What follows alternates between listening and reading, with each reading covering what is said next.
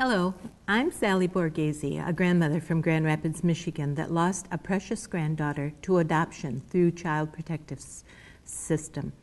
Like most people, I did not wake up to the corruption in our courts until it reared its ugly self by jumping into my life. The lady's picture you see is Georgia Senator Nancy Schaefer, who had become a hope for families dealing with Child Protective Service and family courts across the nation.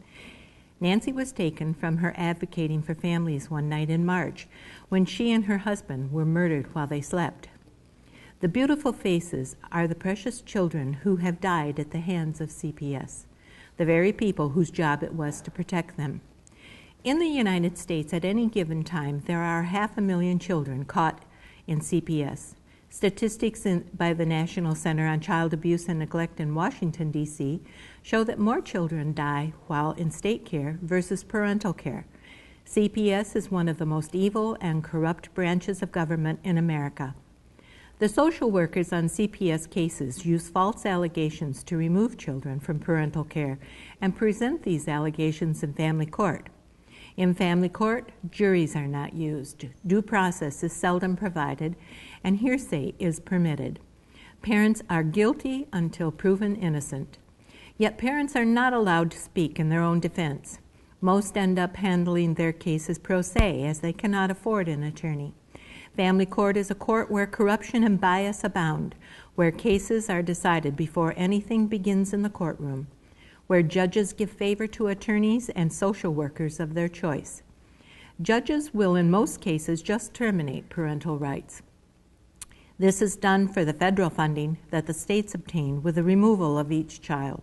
The funding comes from your Social Security Title IV.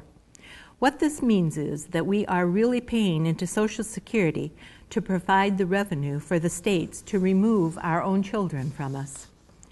This funding also increases the retirement funds of our judges. Child Protective Service is a business costing taxpayers billions each year. It is a child abuse system that legally kidnaps and traffics in children for profit by those in authority, and it must stop. Children removed from families disappear into this system and sometimes are lost in the system and can no longer be found. They are put into homes that in many cases are worse than the homes they came from, or sold for sex trafficking. However, many children are removed because they are highly adoptable and bring bonuses from the federal funding. The states must meet quotas of children adopted each year in order to qualify for federal funding. It is a wonder how a child can be removed from parental care without the parent being criminally charged. Statistics prove that a bad parent is better than a foster parent. If a parent lacks the ability to parent, then let's teach that parent to parent better for the sake of the child. Unless, of course, there is parental abuse to that child, and that should become a criminal matter and the child removed. Biological bonding is totally ignored in family court. However, in most cases, children will return to their birth families upon becoming of age. Until we rise up and demand change in our judicial system, there will be no change.